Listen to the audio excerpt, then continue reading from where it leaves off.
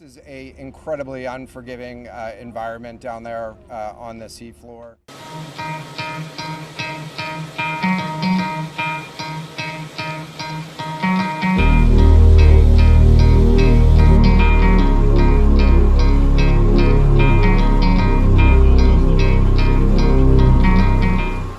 This morning, an ROV, or remote operated vehicle, from the vessel Horizon Arctic discovered the tail cone of the Titan submersible approximately 1,600 feet from the bow of the Titanic on the seafloor.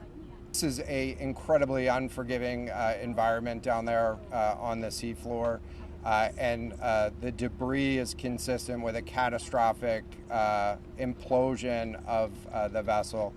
And so we'll continue to work and continue to search the area down there, but I don't have an answer for prospects at this time.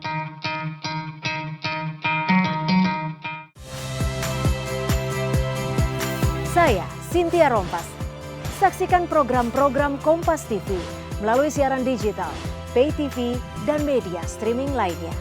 Kompas TV, independen, terpercaya.